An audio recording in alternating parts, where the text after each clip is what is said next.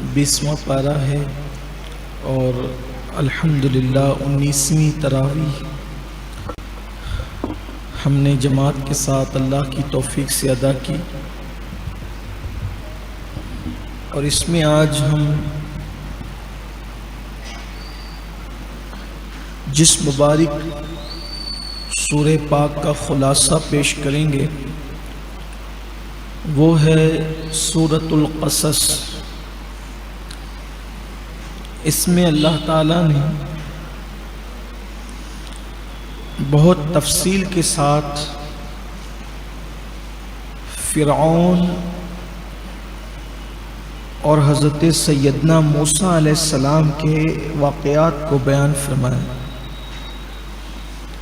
کچھ واقعات تو آپ سن چکے ہیں پچھلی نشستوں کے اندر۔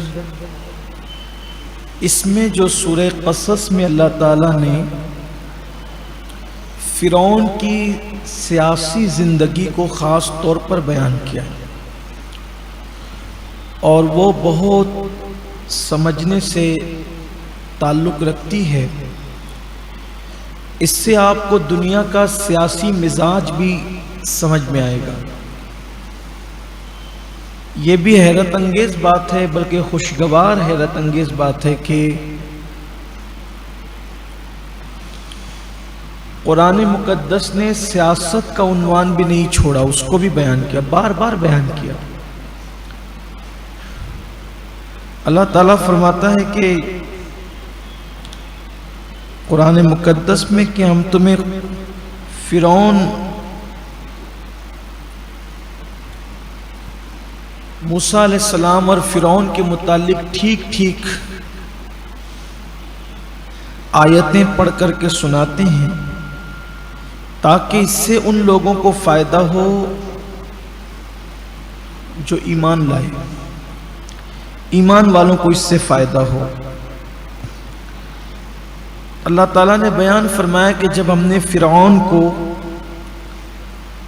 حکومت اور سلطنت دی تو فرعون مغرور ہو گیا، متکبر ہو گیا، اور وہ سرکشی پر اتر آیا۔ دنیا میں زیادہ تر لوگوں کو جب اقتدار، دولت اور مال ملتا ہے تو ان کے پیر زمین پہ نہیں ٹکتے، بلکہ وہ مغرور ہو جاتے ہیں، سرکش ہو جاتے ہیں۔ لیکن ان کو اس کا اندازہ نہیں ہے کہ اس کا انجام کیا ہے۔ غرور کا، گھمنڈ کا، تکبر کا، سرکشی کا انجام بھیانک ہے۔ اسی لیے انسان کو کوئی بھی کام کرنے سے پہلے سوچنا چاہیے کہ اس کا انجام کیا ہوگا۔ اپنے ہاتھ میں کچھ نہیں ہے، ہماری چوٹیاں، ہمارے سر کے بال کسی کے ہاتھ میں ہیں، ہم کسی کے دست قدرت میں ہیں۔ کسی ایسی طاقت نے، ایسی قوت نے جو ہمیں نظر نہیں آتی، اس نے ہمیں پکڑ رکھا ہے، اور ایک نہ ایک دن کیے کی سزا جلدی یا دیر سے ضرور ملے گی۔ تب قرآن بیان کر رہے تو فرعون کا طریقہ یہ تھا، کیونکہ فرعون کے پاس دو گروپ تھے، دو گروہ تھے۔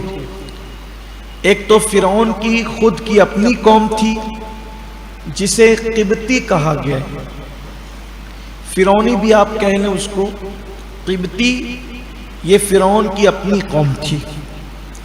اور دوسرے بنی اسرائیل، یہ حضرت یوسف علیہ السلام کے دور میں جب آپ بادشاہ تھے، آپ سن چکے ہیں تفصیل سے، تو مصر سے ہجرت کر کے، یہ شام سے ہجرت کر کے یہ لوگ مصر آئے تھے۔ مصر میں یہ بس گئے تھے، آئے تو تھے یہ لوگ چندی تھے، لیکن اولاد در اولاد در اولاد اللہ نے اتنی برکت دی کہ اب ان کی ایک بہت بڑی تعداد ہو گئی تھی۔ فرعون کو خطرہ تھا اس بات سے کہ اگر ان کی آبادی بڑھے گی تو میری حکومت کا تختہ یہ الٹ دیں گے، اور آبادی بڑھ رہی تھی، برکت تھی اس میں، بنی اسرائیل اولاد یعقوب بڑھتے ہی جا رہے تھے۔ لیکن ان کے اندر ایک کمی واقع ہو گئی تھی کہ جب یوسف علیہ السلام کے دور میں اللہ نے حکومت دی تو اولاد یعقوب حضرت یوسف علیہ السلام کے نقش قدم پر نہ رہے، ان میں بگاڑ پیدا ہو گیا، جرائم کرنے لگے، گناہ کرنے لگے، برائیاں کرنے لگے۔ آل پیمبر ہونے کے بعد بھی وہ پیمبر کی تعلیمات پر نہ رہے تو اللہ نے پھر ان سے حکومت کو چھین کر کسی اور کو دے دیا۔ دیکھیے حکومتیں یوں ہی نہیں چھینی جاتی، اللہ فرماتا ہے ان اللہ لا یغیر ما بقوم حتی یغیر ما بانفسہم، اللہ کسی قوم سے اس وقت تک کہ نعمت نہیں چھینتا جب تک کہ وہ قوم خود ایسے حالات پیدا نہ کرے کہ اس سے نعمت چھینی جائے۔ ہم لوگ بھی، مسلمان بھی پوری دنیا پر حاکم تھے۔ اس ملک ہندوستان میں کم و بیش 700 سال تک لگاتار مسلمانوں نے حکومت کی۔ 700 سال کوئی معمولی بات نہیں ہوتی۔ 700 سال میں درجنوں بادشاہ آئے گئے، حکومت کی، لیکن پھر جب مسلمانوں کے حالات بگڑ گئے تو اللہ تعالیٰ نے پھر کسی اور کو حکومت دے دی۔ اور ابھی بھی حکومت اپنے پاس تو نہیں ہے، البتہ اللہ نے دولت دی ہے، مال دیا ہے، نوازا ہے، تو ابھی بھی لوگ مغرور ہیں، سرکش ہیں، جرائم پیشہ ہے، جرائم کر رہے ہیں۔ تو حکومت چھین لی گئی تو کہیں ایسا نہ ہو کہ اب جو دولت بچی ہے وہ بھی چھین لی جائے۔ اس لیے اللہ اگر مال دے، دولت دے، مت بگڑو، جرائم مت کرو، اللہ کو ناراض مت کرو۔ جو دینا جانتا ہے وہ چھیننا بھی جانتا ہے۔ ابھی آپ آگے پڑھیں گے اسی قرآن میں جرم کا انجام، تکبر کا انجام، گھمنڈ کا انجام کیا ہے۔ تو فرعون نے یہ سوچا کہ بنی اسرائیل بڑھتے جا رہے ہیں، آبادی ان کی بڑھ رہی ہے، ان کی آبادی کو روکنا چاہیے۔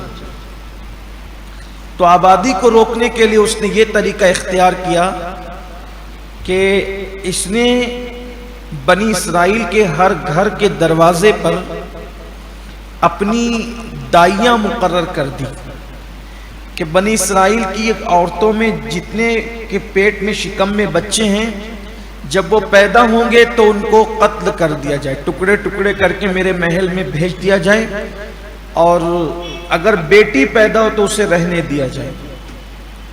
تو اس سے اس کا مطلب یہ تھا کہ جب ان کے یہاں بیٹے ہوں گے ہی نہیں تو ہوگا یہ کہ ان کی بیٹیوں کو ہم اپنی کنیزیں بنا لیں اور قبطیوں کے یہاں یہ خدمت گزار بن کر رہیں گے۔ مسلم آبادی کچھ مغرور لوگوں کو بہت کھٹکتی ہے، اسی لیے یہ کبھی کچھ لاتے ہیں، کبھی کچھ لاتے ہیں، اور بھولا بھالا مسلمان پلان سمجھ نہیں پاتا ہے کیونکہ آپ کی آبادی کم کی جا رہی ہے۔ بہت پہلے سے ایک نعرہ دیا جا رہا ہے ہم دو ہمارے دو، اس لیے کہ انہیں بہت تکلیف ہے آپ سے، آپ کا وجود ان سے دیکھا نہیں جاتا، تو دنیا میں نعرہ دیا گیا۔ لیکن یاد رکھیں ہم لوگ ہم دو ہمارے دو والے لوگ نہیں ہیں۔ مسلمانوں کو چاہیے کہ اللہ جب تک دیتا رہے لیتے رہو، کوئی شرمانے کی بات نہیں۔ شرم زنا میں ہے، شرم اولاد کی پیدائش میں تھوڑی ہے، جسے شرم آتی رہے۔ اللہ جب تک دیتا رہے لیتے رہو، ہو سکتا ہے اللہ کوئی ایسا بچہ دے جو آپ کے لیے قیامت میں نجات کا ذریعہ بن جائے، روکو مت۔ اللہ کی عطا ہے، حضور علیہ السلام نے فرمایا کل قیامت کے دن میں اپنی امت کی کثرت پر فخر کروں گا، تو نہیں کچھ کر سکتے کم سے کم یہی کر دو کہ حضور کی امت بڑھ جائے۔ تو دیکھو حکمرانوں کی ذہنیت کسی بھی دور کا ہو کم و بیش ملتی جلتی ہے، حکمرانوں کی ذہنیت ملتی جلتی تھی۔ اور اس نے کہا کہ بنی اسرائیل کے بچوں کو کاٹو، لڑکوں کو کاٹو، لڑکیاں رہنے دو۔ اور پھر اس کے بعد جو اس کی اپنی برادری تھی، قبطی برادری، وہ کہا یہ بھی درد سر بن سکتے ہیں، تو ان کی آبادی تو نہیں کاٹ سکتے کیونکہ یہ ہمارے اپنے ہیں۔ تو اس نے کیا کیا کہ ان کو اس نے فرقہ واریت میں الگ الگ گروپ میں لڑا دیا کہ یہ آپس میں لڑتے رہیں گے تو میری طرف توجہ نہیں ہوگی۔ ظاہر سی بات ہے قوم جب لڑے گی تو اصل مدوں کی طرف کہاں توجہ ہوگی۔ تو حکمراں طبقے کا طریقہ یہی رہا ہے کہ اپنوں کو الجھا دو، غیروں کی نسل کشی کرو۔ ایک کو مارتے رہو اور ایک کو لڑا لڑا کر کے حکومت کرتے رہو. یہ سیاسی ہتھ کنڈا قرآن نے فرعون کا بیان کیا. اب آگے بڑھنے سے پہلے تھوڑی یہ بات میں آپ کو بتاؤں کہ ہندوستان میں بھی یہی حال ہوا. جب ہندوستان میں انگریز آئے تو چونکہ انگریزوں کا کوئی یہاں تو تھا نہیں، ایسٹ انڈیا کمپنی کے نام پر وہ آئے اور کمپنی کے نام پر آ کر انہوں نے پورے ملک کو ہتھیا لیا اور پورے ملک پر ناجائز قبضہ کر لیا.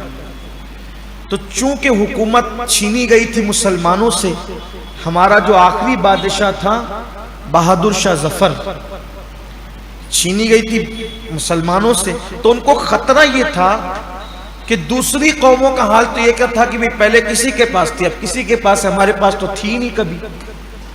تو ان کو یہ لگا کہ مسلمان اٹھیں گے اور ہم سے چھین لیں گے، اور ہوا بھی یہی. 1857 میں جب انقلاب کی آواز بلند ہوئی، علماء نے بلند کیا، دلی کی جامع مسجد سے جب جہاد کا فتویٰ پڑھا گیا کہ انگریزوں کو نکال باہر کرو، تو ان کو بڑی تکلیف ہوئی اور انقلاب کی آواز بلند ہوئی اور انگریزوں کے قدم اکھڑ بھی گئے. علماء نے جو تحریک چلائی تھی 1857 میں ہندوستان کی آزادی کے لیے، انگریزوں کے قدم اکھڑ گئے تھے. چھپتے پھرتے تھے انگریز چھپتے پھرتے تھے، لیکن چند لوگوں کی غداری نے پورا جنگ کا نقشہ بدل دیا اور پورا پانسا پلٹ گیا. پھر لاکھوں علماء کو پھانسی دی گئی اور لاکھوں عوام کو پھانسی دی گئی. صرف دلی سے لے کر لاہور تک جتنے درخت تھے، اس پر جتنے علماء لٹکے ہوئے تھے، ان کی تعداد 60,000 تھی. اتنے علماء مارے گئے، اس لیے کہ انہیں پتا تھا کہ یہ علماء یہ جو ان میں روح پھونکتے ہیں، حقیقت کی بات کرتے ہیں، انقلاب کی آگ یہی لگاتے ہیں. علماء مار دیے گئے بڑی تعداد میں. اور پھر اس کے بعد ہندوستان میں مسلمانوں کو تقسیم کرنے کے لیے الگ الگ مکاتب فکر پیدا کیے گئے. اب ان کے نام کیا کیا ہیں اب یہاں میں نہیں پڑھوں گا، اس کو آپ کو خود ہی پتا ہے بہت سو کے نام، لیکن اتنا ضرور پڑھ دوں گا حق کہنے کے لیے تاکہ تحقیق میں میرے نوجوانوں کو آسانی ہو. 1857 سے پہلے ہندوستان میں کلمہ پڑھنے والوں میں 2 ہی فرقے تھے، تیسرا کوئی فرقہ ہمارے یہاں نہیں تھا. 2 ہی فرقے موجود تھے، ایک سنی اور دوسرا شیعہ. سنی اور شیعہ کے علاوہ کوئی تیسرا فرقہ نہیں تھا. اور یہ شیعہ بھی جو ہے وہ پہلے نہیں تھے. جس وقت اکبر کا الحاد اور بے دینی بڑھی تو اس نے ایران سے منگا کر کے یہاں پر شیعوں کو پھیلانے کی کوشش کی، ان کو پرموٹ کرنے کی کوشش کی. لیکن بہرحال وہ مٹھی بھری تھے، ہمیشہ سے بہت چھوٹی تعداد میں تھے.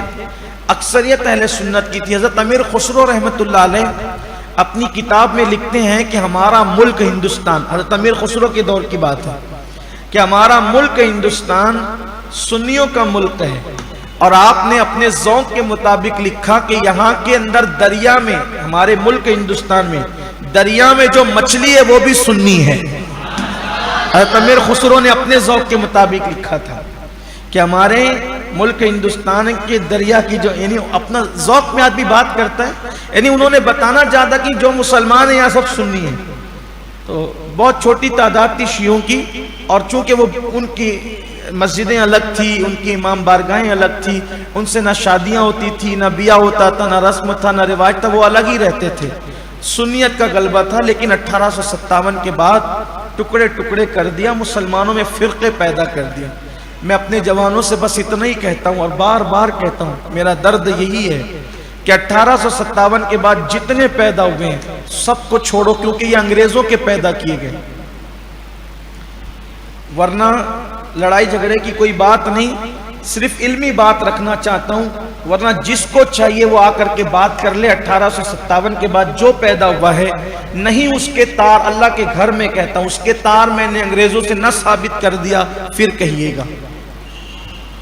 کسی کو 600 روپیہ انگریز دیتے تھے، علماء حق کو تو پہلے مار ڈالا، پھر اپنے ذہن کے علماء کھڑے کیے کسی کو 600 روپیہ دیا جا رہا ہے، کسی کی کشتی سجائی جا رہی ہے، کسی کو شمس العلماء کا لقب دیا اور خطاب دیا جا رہا ہے، کسی کو برطانیہ کی دعوت دی جا رہی ہے، یہ سب تھا، کسی کو سر کا خطاب دیا جا رہا ہے، یہ سب ہوا۔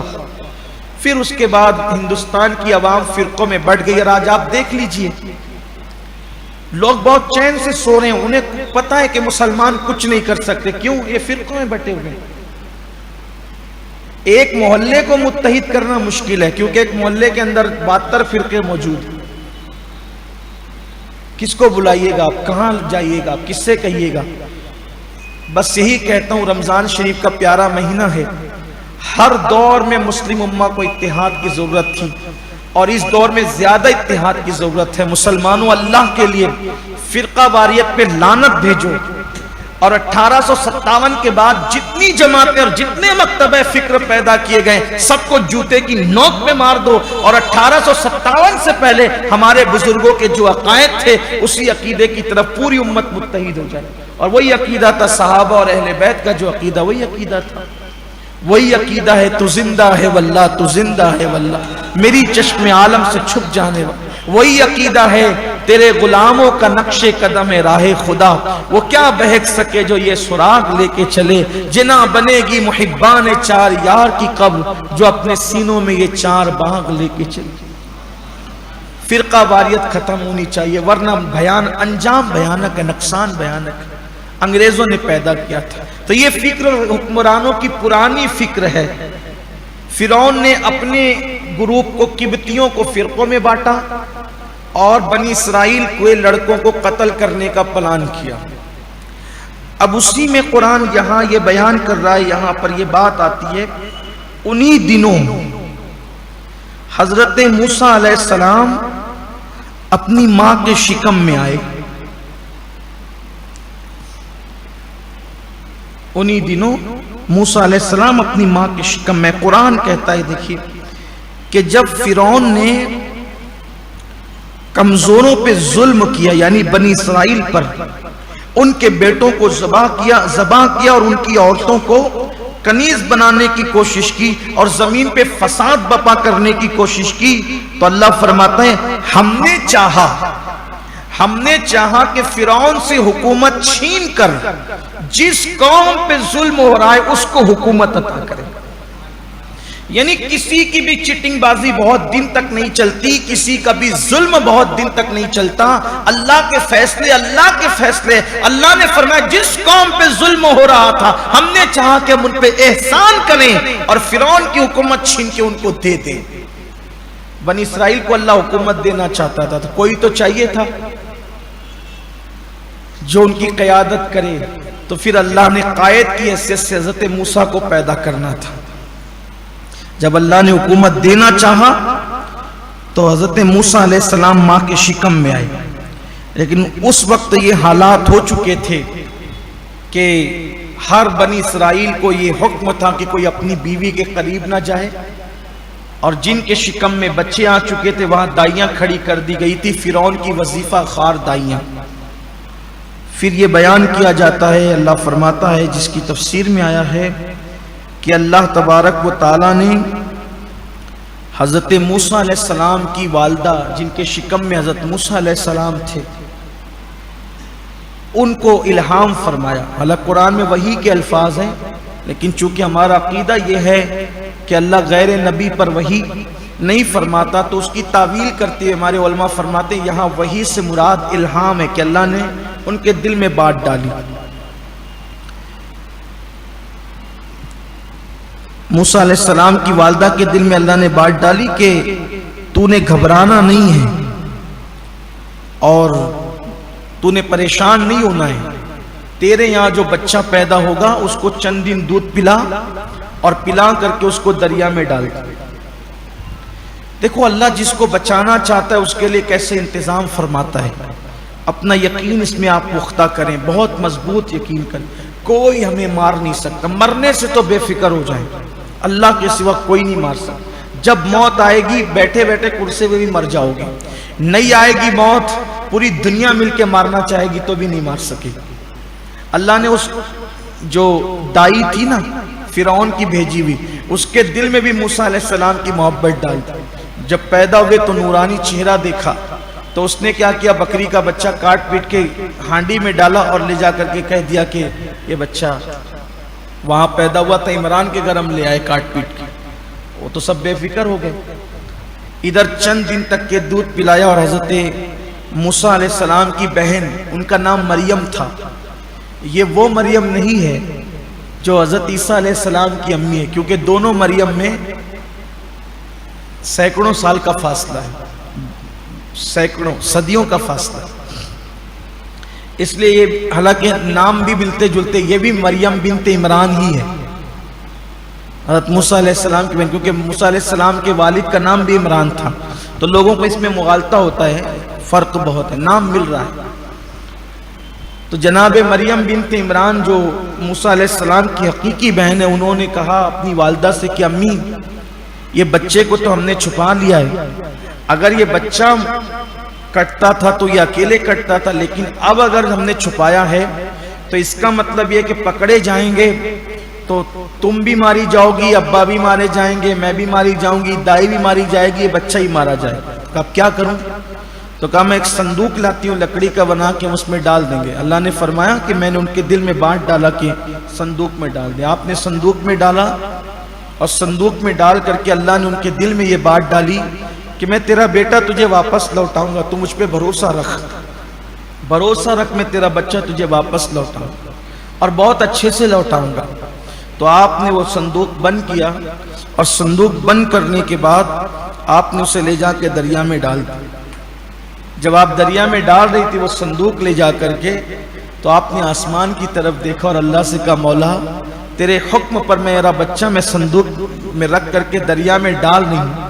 میں اس بات کو اچھی طرح جانتی ہوں کہ جو چیز دریا میں چلی جاتی ہے اس کے ملنے کی کوئی امید نہیں ہوتی، لیکن میرا ایمان یہ بھی ہے کہ جو چیز تیرے سپرد اور تیرے حوالے کر دی جاتی ہے وہ کبھی ضائع نہیں ہوتی۔ میں اپنا بچہ تیرے سپرد کرتی ہوں، تیرے حوالے کرتی ہوں۔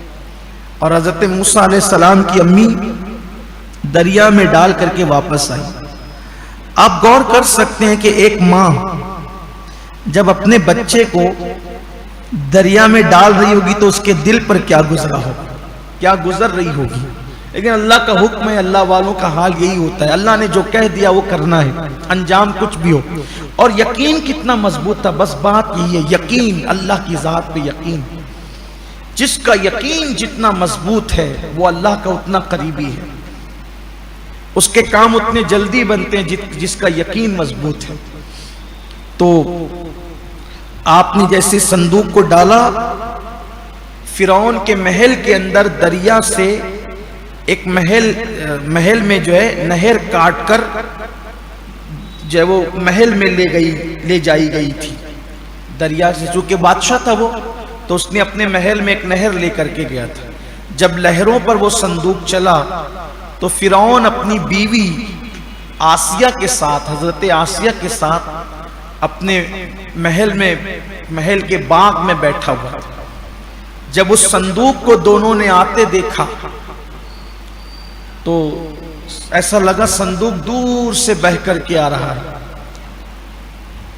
تو یہ صندوق کو جیسے ہی انہوں نے اٹھایا تو کھولا، اللہ فرماتا ہے کہ بہت خوبصورت بچہ، حسین و جمیل بچہ صندوق کے اندر نظر آیا۔ فرعون نے فوراً کہا کہ یہ وہی بچہ ہے جس نے ہمارے تخت کو اور ہماری حکومت کو ختم کر دینا ہے، اور میں اسے ضرور قتل کروں گا۔ تو اللہ فرماتا ہے کہ فرعون کی بیوی بول پڑی کہ میرے سرتاج، یہ تو میری آنکھوں کی ٹھنڈک ہے، اسے قتل نہ کر، شاید یہ ہمارے لیے نفع بخش ہو اور ہم اسے اپنا بیٹا بنا لیں۔ اس سے پہلے کہ فرعون کے محل میں موسیٰ علیہ السلام پہنچیں، اللہ کے انتظامات، اس کا کرم دیکھیں، اس کا انداز دیکھیں کہ فرعون جیسے کافر کے گھر میں آسیہ کو پہنچایا جا رہا ہے۔ موسیٰ بعد میں آئیں گے، پہلے آسیہ پہنچ رہی ہے انتظام کے لیے۔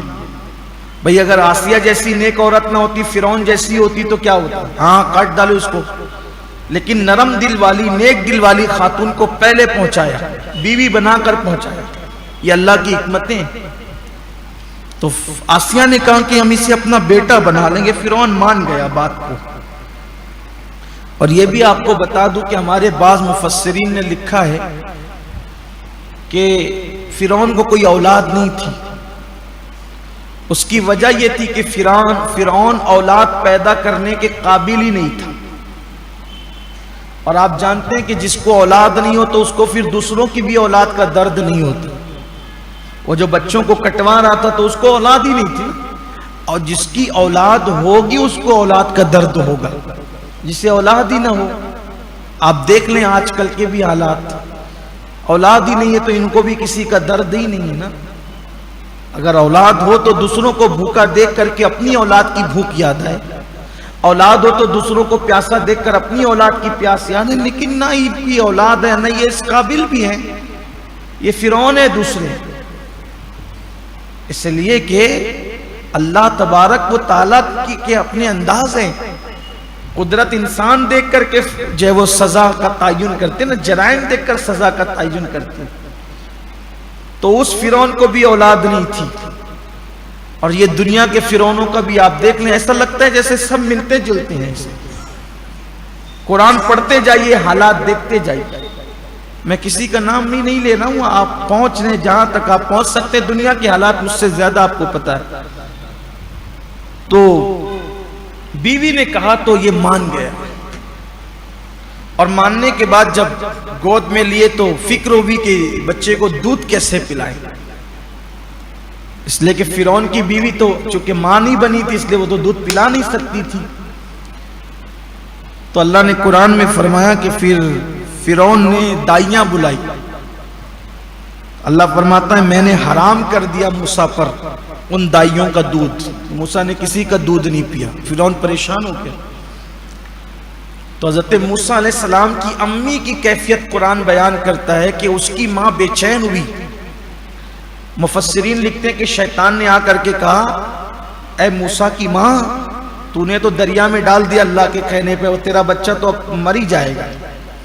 تو حضرت موسیٰ کی ماں نے ان کی بہن کو یعنی موسیٰ علیہ السلام کی بہن کو کہا کہ تو جا ذرا دیکھ کیا ہو رہا ہے، اور ادھر یہ بھی بے چین ہوئی کہ چلو میں بھی اس کے پیچھے بھاگوں اور جا کر کہوں میرا بچہ دو میرا بچہ دو۔ اللہ فرماتا ہے ہم نے اس کی ہمت بندھا دی اور اس کو روک دیا یہ کام کرنے سے، کیونکہ وہاں جا کے میرا بچہ کہتی تو پھر بچہ تو قتل ہی ہونا تھا، اور شیطان تو جھوٹا ہے ہی، مکار ہے ہی، اس نے کہا وہ تو قتل ہو جائے گا۔ لیکن اللہ نے کہا، اللہ فرماتا ہے ہم نے اس کی ہمت بندھائی کہ حوصلہ دیا اس کو کہ تو نے نہیں جانا۔ اور موسیٰ علیہ السلام کی بہن نے جب دیکھا کہ موسیٰ کسی دائی کا دودھ نہیں پیتے، چونکہ ماں بیٹے کو ملانے کے لیے کوئی بہانہ اور کوئی واسطہ تو چاہیے، اگر ان دائیوں کا دودھ پی لیتے تو پھر ماں سے ملاقات کیسے ہوتی؟ تو اللہ فرماتا ہے ہم نے ساری دائیوں کا دودھ اس پر حرام کر دیا۔ پھر مریم بولی، حضرت موسیٰ علیہ السلام کی بہن، کہ میں تمہیں ایسے گھر کا پتہ بتاتی ہوں کہ یہ بچہ اس کا دودھ پیے گا۔ جو بچے بہت نظیف اور نفیس طبیعت کے ہوتے ہیں جو کسی کا دودھ نہیں پیتے، وہ ایسی دائی ہے کہ اس کا دودھ پی لیتے ہیں، اور بڑی شفیق اور مہربان ہے، وہ ایسے بچوں کی بہت پیار سے پرورش کرتی ہے۔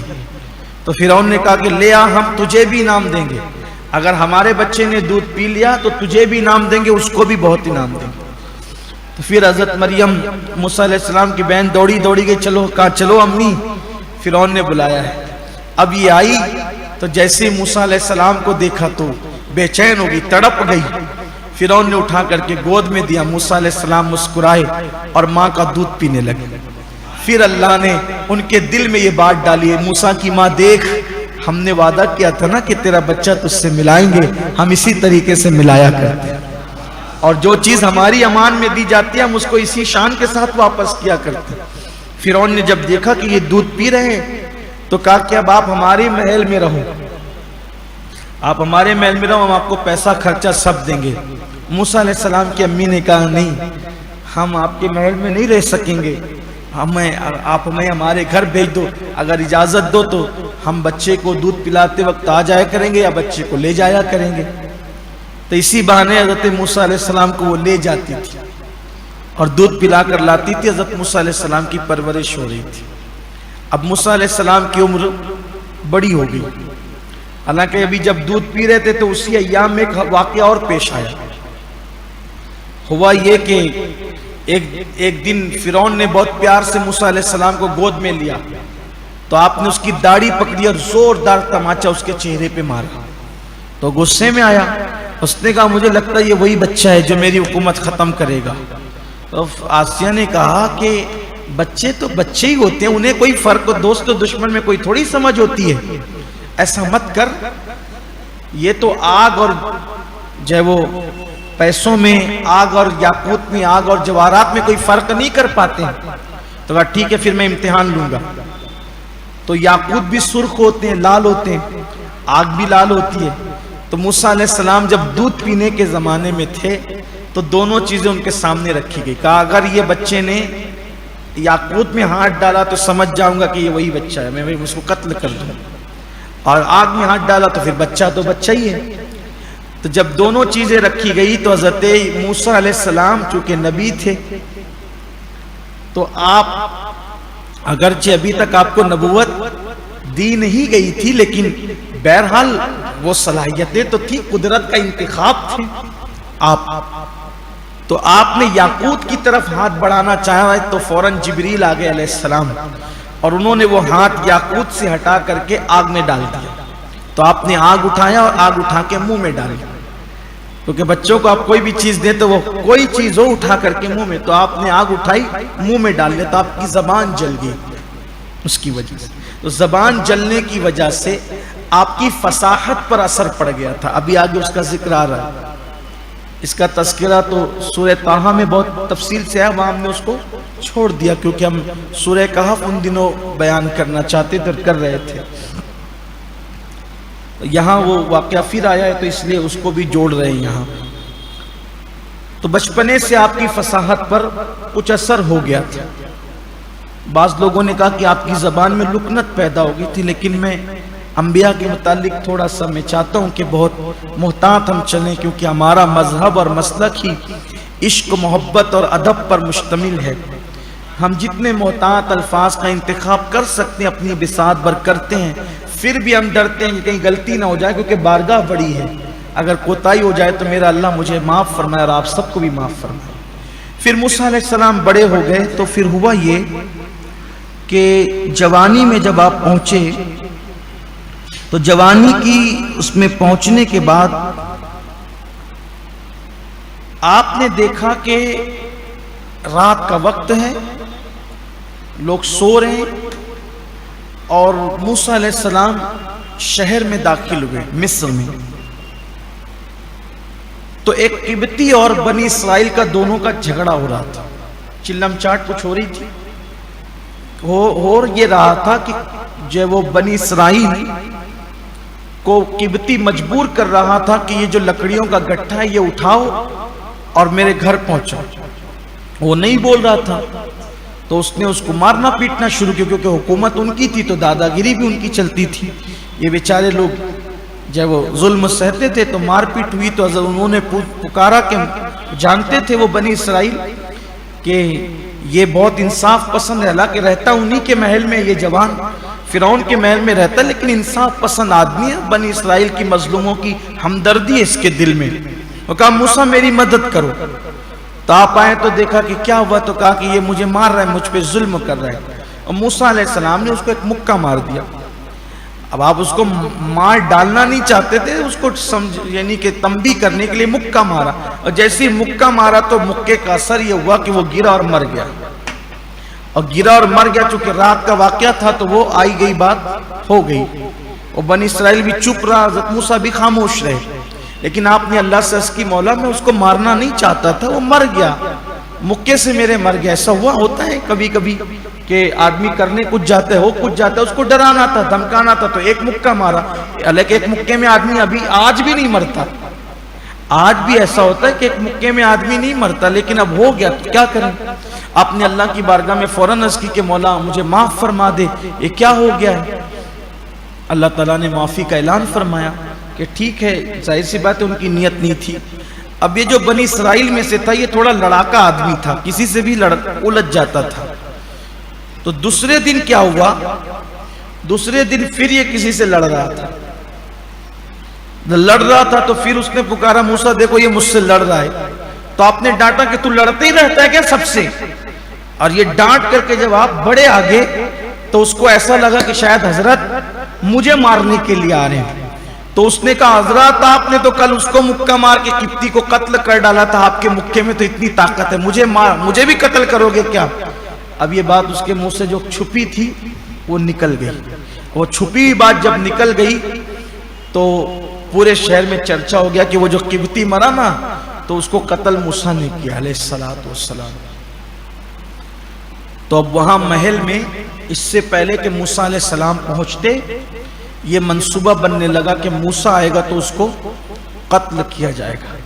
تو ایک شخص ہمدرد تھا حضرت موسیٰ علیہ السلام کا، اس نے آ کر کے کہا کہ موسیٰ محل میں تمہارے قتل کا پلان بن رہا ہے، اب جب آپ محل میں آؤ گے تو شہزادہ کی حیثیت آپ کی نہیں رہے گی، آپ کو تو قتل کر دیا جائے گا، کیونکہ یہی بات ہو رہی کہ یہ وہی ہے جو ہمارے لیے خطرہ ہے، قتل کرو اس کو۔ اب حضرت آسیہ کی بات بھی نہیں سنی جا رہی تھی۔ یہاں حضرت آسیہ کا ذکر کر کے میں مکمل کر دوں بات کو اس اعتبار سے، پھر آگے حضرت موسیٰ علیہ السلام کا ذکر چلے گا۔ اللہ نے موسیٰ علیہ السلام کی پرورش پر اور نیک اور پاک دامنی پر آسیہ کو یہ انعام عطا فرمایا کہ اللہ نے اس کے جنتی ہونے کا اعلان کیا۔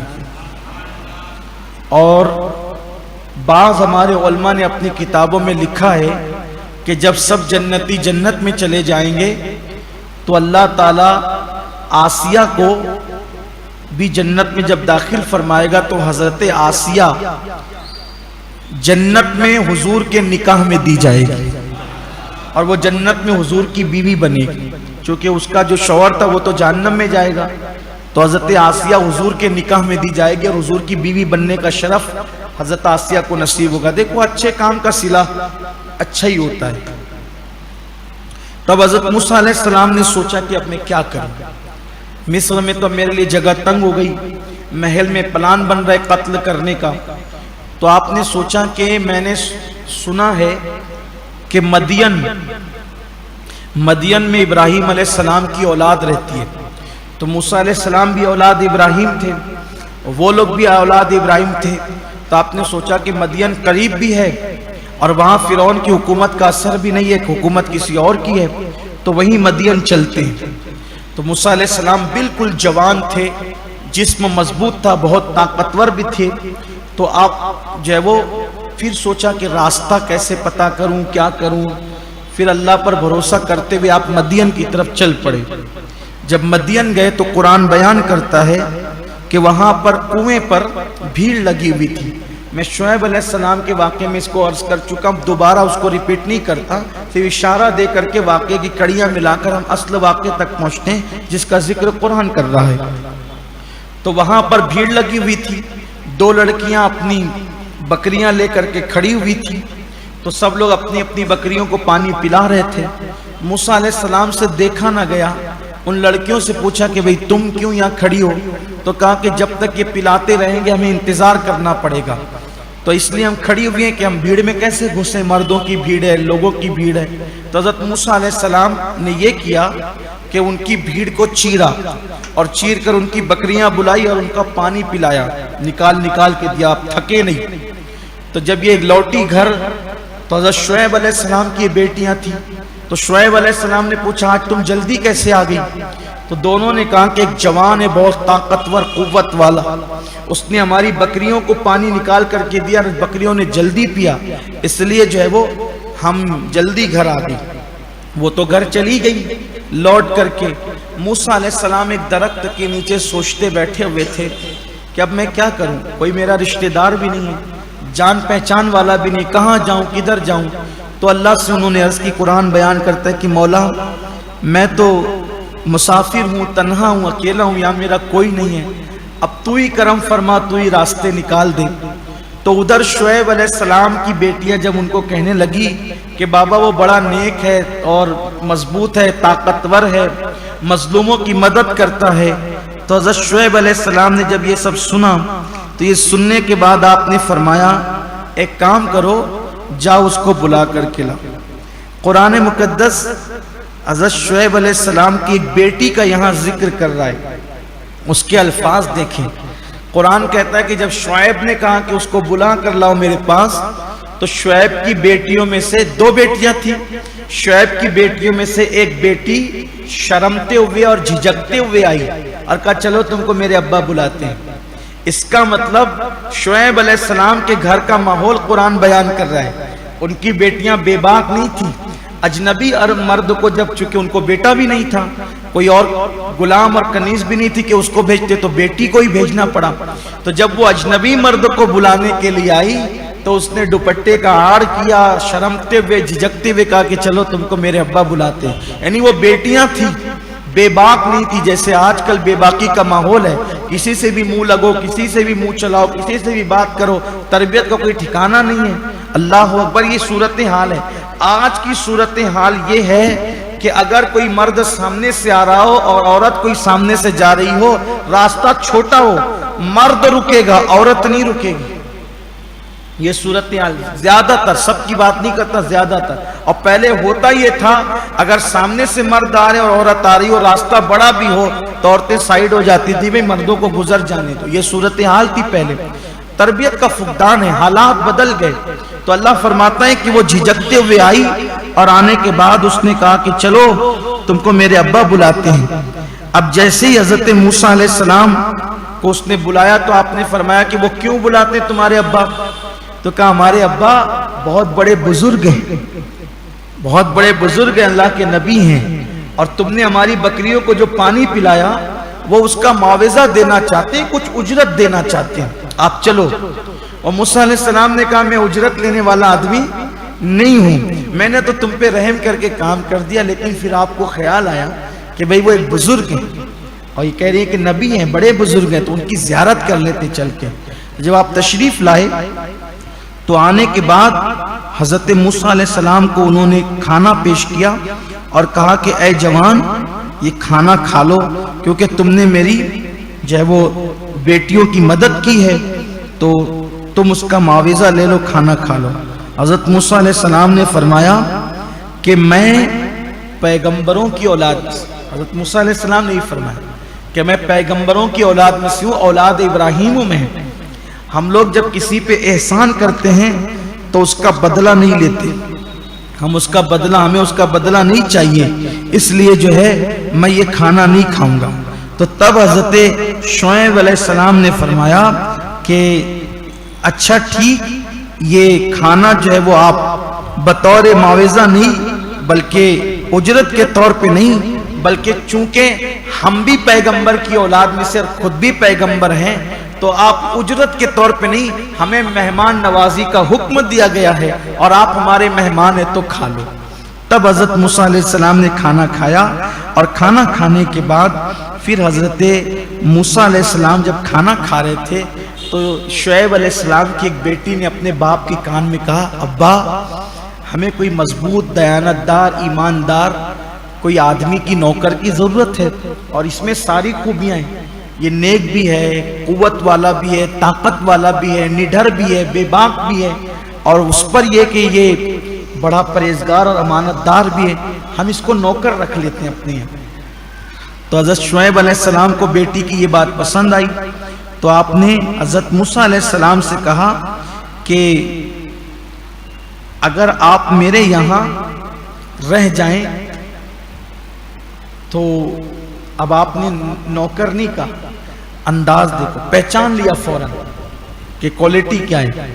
وہ فرمایا کہ اگر آپ میرے یہاں 8-10 سال رہ جائیں تو میں اپنی ایک بیٹی تم سے بیاہ دوں گا، اپنی بیٹی کا رشتہ تمہارے ساتھ کر دوں گا، اس سے یہ ہوگا کہ تم کو میرے گھر میں رہنے میں آسانی ہوگی، چونکہ اب تم میرے داماد بن جاؤ گے تو 8-10 سال لیکن تم کو میرے پاس رہنا پڑے گا کیونکہ میرا کوئی بیٹا نہیں ہے۔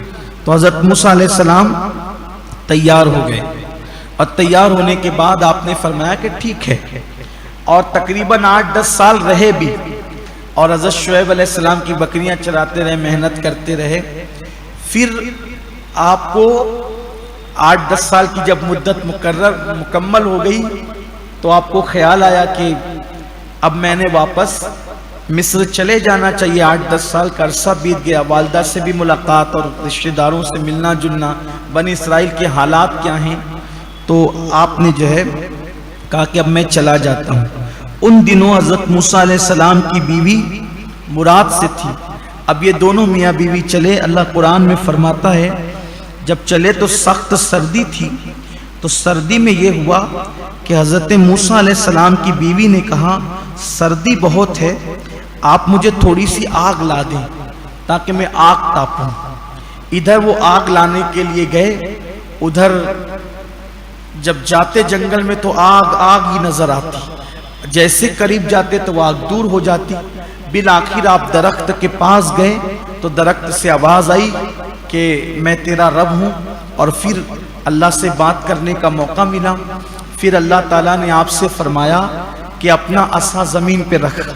تو پہلی مرتبہ جب آپ نے اپنا عصا زمین پہ رکھا تو وہ خوفناک اژدہا بن گیا، لہرنے۔ تو حضرت موسیٰ علیہ السلام کو خوف ہوا، آپ نے منہ پھیرا اور دوڑ کر جانے لگے کہ یہ تو اژدہا بن، ڈر گیا۔ اللہ نے فرمایا پھر آواز آئی واپس مت جا، پلٹ آ، ڈر مت، اس کو اٹھا۔ پھر آپ نے اس کو اٹھایا تو پھر وہ لکڑی بن گیا۔ جب لکڑی بن گیا تو پھر فرمایا اپنی بغل میں ہاتھ ڈال، تو بغل میں ہاتھ ڈالا، نکالا تو وہ چمکنے لگا۔ کہا یہ کیا ہے؟ تو کہا یہ ید بیضا ہے، پریشان مت ہو۔ پھر اللہ نے فرمایا اب تو فرعون کے پاس جا، اور فرعون کے پاس جا کر اس کو ڈرا، اس کو منع کر کے وہ سرکشی نہ کرے اور وہ ظلم نہ کرے بنی اسرائیل پر، اور اس کو میری وحدانیت کی دعوت دے، میری وحدانیت کی دعوت دے کہ اللہ ایک ہے، تو خدا نہیں ہے، اللہ ایک ہے۔ تو حضرت موسیٰ علیہ السلام نے عرض کی مولا میں تو قتل کر کے آیا تھا ایک آدمی کو، اور وہ میرے قتل کے درپے ہے، اب میں وہاں جاؤں گا تو مجھے قتل نہ کر دے۔ تو اللہ نے فرمایا جاؤ، ہم تمہاری حفاظت کریں گے، وہ تمہیں قتل نہیں کر سکیں گے۔ تو پھر موسیٰ علیہ السلام نے اس کی مولا مجھ سے زیادہ اچھی زبان میں بات میرا بھائی ہارون کر لیتا ہے، اس کے اندر فصاحت زیادہ ہے، تو اس کو میرا وزیر اور میرا ساتھی بنا دے تاکہ ہم دونوں مل کر کے جائیں۔ اللہ نے کہا ٹھیک ہے، ہم نے ہارون کو تیرا ساتھی اور وزیر بنا دیا، اور تم دونوں مل کر جاؤ، اور جا کر لیکن پھر دیکھو یہ اللہ نے فرمایا جب فرعون کے پاس جانا، چونکہ آپ کے مزاج میں تھوڑا جلال تھا، حضرت موسیٰ علیہ السلام کے مزاج میں جلال تھا، تو اللہ نے فرمایا جب فرعون کو تم میری طرف بلانا کہ اللہ ایک ہے، تو خدا نہیں اللہ خدا ہے، تو اس سے سخت لہجے میں بات نہیں کرنا، اس کو نرم لہجے میں سمجھا۔ دیکھو اس سے ہمیں کیا پتا چلتا ہے کہ ہمارے سامنے بڑے سے بڑا مجرم ہو، ایک مبلغ کو، ایک عالم کو، ایک اصلاح کرنے والے کو چاہیے کہ کسی کو بھی سمجھاؤ تو نرمی سے سمجھاؤ، نرمی سے سمجھاؤ گے تو بات سمجھ میں آئے گی۔ ڈانٹ ڈپٹ کرو گے، اگر آپ بولو گے چل نکل تیرے ہاتھ میں سونے کی انگوٹھی ہے، تو وہ تو اتارنے والا بھی بولے گا جب تیرے سے کیا کرنا ہے کر لے، میں تو پہنوں گا، تو ہوگا نا اس سے۔ آستین چڑی ہے، پینٹ کے پیچے فولڈ ہے، تو تجھے سمجھتا نہیں یہ سب کیا کر رہا ہے؟ ارے اللہ کے بندوں کو نرمی سے سمجھو، نرمی سے سمجھاؤ گے تو بات اثر کرے گی نا، غصہ نہیں دکھاؤ۔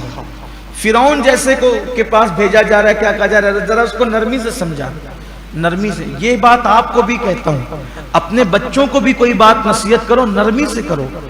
ہم سمجھتے ہیں کہ جب تک ڈانٹیں گے نہیں جب تک کام نہیں، ہاں کبھی کبھی ڈانٹنا بھی پڑتا ہے، کبھی کبھی سخت بھی ہونا پڑتا ہے، جیسے کہ کچھ لوگ ایسے ہوتے ہیں کہ بغیر ڈانٹے کام نہیں بنتا، بغیر سختی کے کام نہیں بنتا، لیکن وہ بات کا اسٹیپ ہے، پہلے نرمی سے۔ یہاں نرمی کی بات آئی تو ایک بات میں آپ کو بتاؤں، ہمارے آقا صلی اللہ علیہ وآلہ وسلم، سید العالمین صلی اللہ علیہ وسلم کا انداز کیا تھا؟ کوئی غلطی کرتا، وہ آ کر کے کھڑے رہتا حضور ادھر رخ کرتے، غلطی کرنے والا ادھر ہوتا اور حضور کا رخ ادھر ہوتا، اور فرماتے اس قوم کا کیا حال ہوگا جس قوم میں ایسی غلطی کرنے والے لوگ موجود ہیں۔ تو غلطی کرنے والا سمجھ جاتا بات مجھے کہی جا رہی۔ ایک مرتبہ حضرت ابو ہریرہ سے ایسا ہو گیا کہ جمعہ کی نماز میں آپ لوگوں کو فلانتے بعد میں آئے اور صفیں چیرتے ہوئے آگے آگے نماز ہو گئی، تو اللہ کے رسول صلی اللہ علیہ وسلم نے فرمایا دیکھو انداز کیا اصلاح کا انداز، میں ابو ہریرہ کیا تو نے جمعہ نہیں پڑھی، تم نے جمعہ نہیں پڑھی؟ اس کی رسول اللہ میں نے آپ کی ابتدا میں تو جمعہ پڑھی، آپ ہی کے پیچھے پڑھی۔ پھر تھوڑی دیر بعد کہا ابو ہریرہ کیا بات ہے تو نے جمعہ نہیں پڑھی؟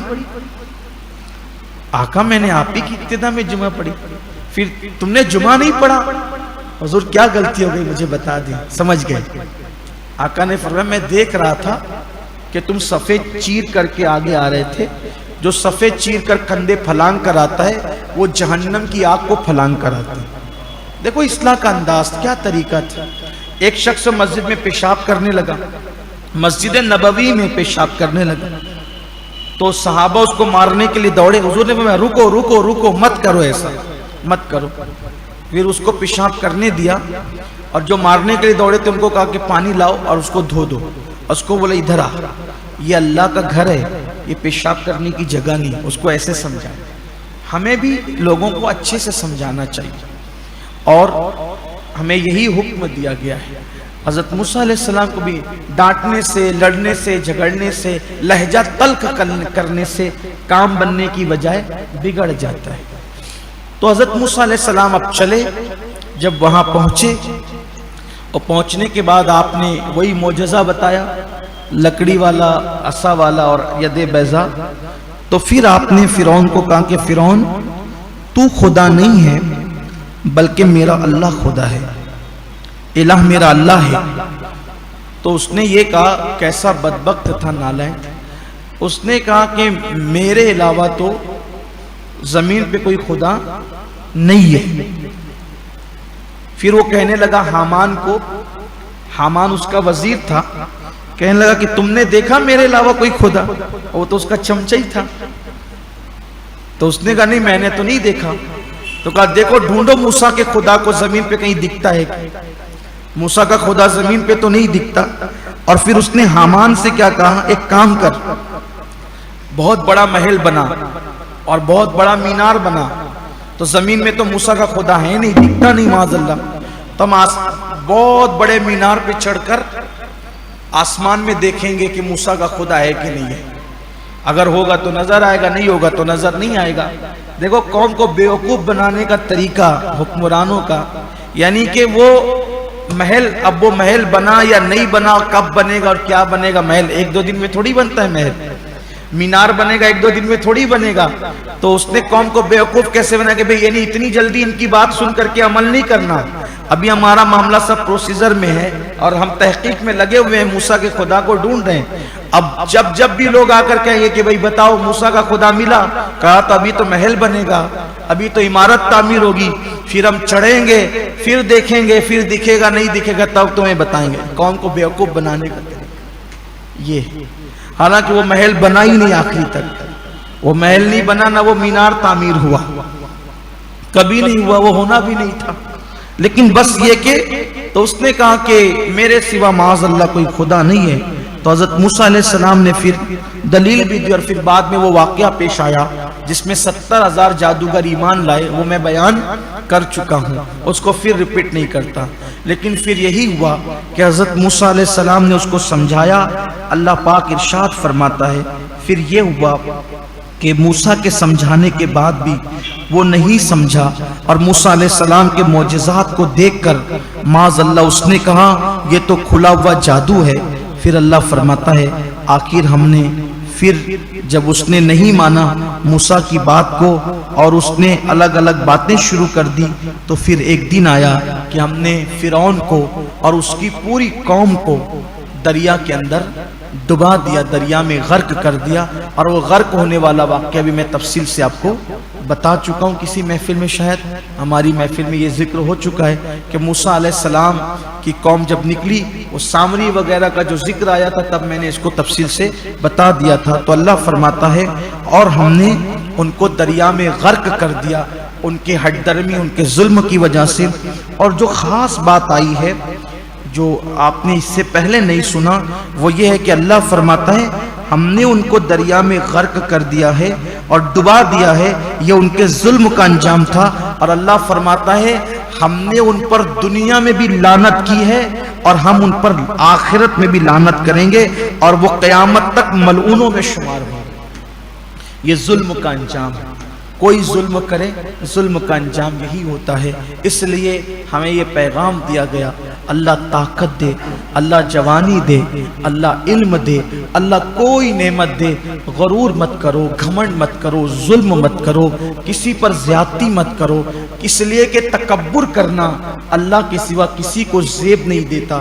حدیث پاک میں آیا ہے، حدیث قدسی اللہ فرماتا ہے بڑائی میری چادر ہے اور تکبر میرا تہبند ہے، جو اس کو چھیننے کی کوشش کرے گا میں اس کو ذلیل کروں گا، اس کے دانت توڑ دوں گا۔ اللہ فرماتا ہے غرور اور تکبر میرے سوا کسی کو زیب نہیں دیتا، اور غرور اور تکبر صرف اللہ کی شان ہے، یعنی کہ میں اور میرے سوا کوئی نہیں، اور میں جو چاہوں کروں، یہ شان صرف کس کی ہے؟ اللہ کی ہے، اور باقی یہ شان کسی کی نہیں ہے۔ اس لیے تکبر کبھی مت کرنا۔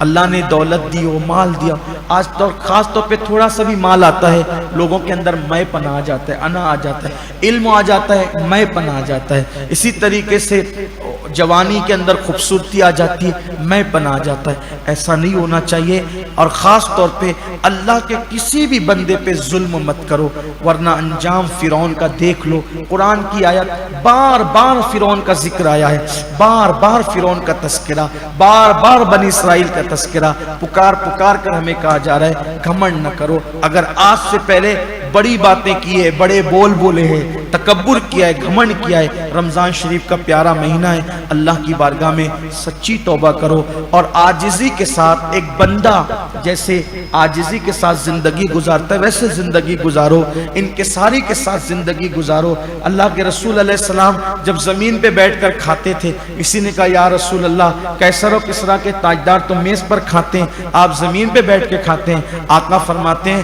میں اللہ کا بندہ ہوں اور بندوں کی طرح زندگی گزارنا میں پسند کرتا ہوں، اور یہی میرے اللہ کو پسند ہے۔ دیکھو حضور علیہ السلام معراج پر گئے، وہاں گئے جہاں کسی کا تصور نہیں جا سکتا، کسی کا گمان نہیں جا سکتا۔ اللہ نے فرمایا محبوب تو وہاں آیا ہے جہاں کوئی نہیں آ سکتا، لا مکان پر، اب بتا میں تجھے کس لقب سے پکاروں، کون سے لقب سے تجھے یاد کروں، تو ہی بتا۔ حضور چاہتے تو عرض کر دیتے کہ مجھے یہ لقب پسند ہے، تو حضور نے کیا عرض کیا، مولا میں یہاں تو آیا تیرے کرم سے، لیکن ابھی بھی بس میں یہ چاہتا ہوں کہ تو مجھے پکار تو اپنا بندہ کہہ کے پکار، تو مجھے اپنا بندہ کہہ دے، اس سے بڑا میرے لیے کیا چیز ہے۔ اسی لیے اللہ نے وہاں بھی محبوب کو بندہ کہہ کے پکارا، اور جب سفر معراج بیان کیا تو کیا بیان کیا، سبحان الذی اسریٰ بعبدہ، وہاں بھی اللہ نے سفر معراج میں بھی اپنے محبوب کو بندہ کہہ کے پکارا۔ تو بندہ ہونا بہت بڑی بات ہے۔ ڈاکٹر اقبال کہتے ہیں کہ مقام بندگی دے کر نلو شان خدا بندی، کہ میں بندہ ہوں، میرے لیے سب سے بڑا اعزاز بندہ ہونا ہے، میں بندگی دے کر کے خدا بندی کی شان نہیں لینا چاہتا۔ کیوں؟ کیونکہ موسیٰ بندے ہوئے، عزت ملی، طور پہ بلائے گئے، باتوں سے نوازے گئے، کلام کیا گیا، یہ بندے کی شان ہے۔ فرعون خدا بنا، دریا میں ڈبا دیا گیا۔ ابراہیم بندے بنے، اللہ نے کیا شان عطا کی۔ نمرود خدا بنا، لنگڑے مچھر سے ہلاک کر دیا گیا۔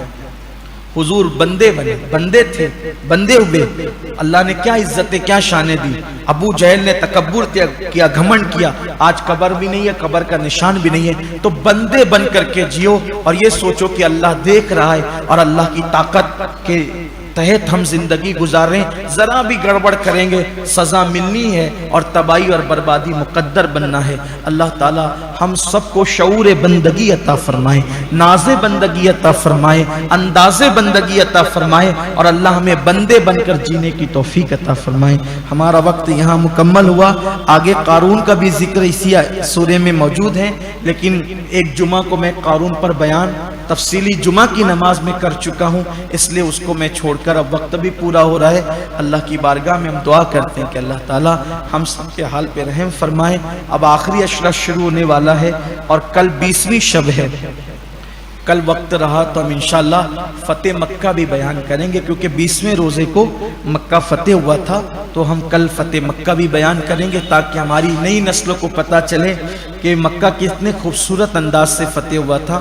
اس لیے ہم کل تفسیر مختصر کر کے زیادہ تر وقت فتح مکہ کی طرف دیں گے۔ اللہ تعالیٰ جیسے مکہ فتح ہوا ویسے تمام عالم کو فتح کرے اور اسلام کے پرچم سب طرف لہرائے جائے۔ الفاتحہ۔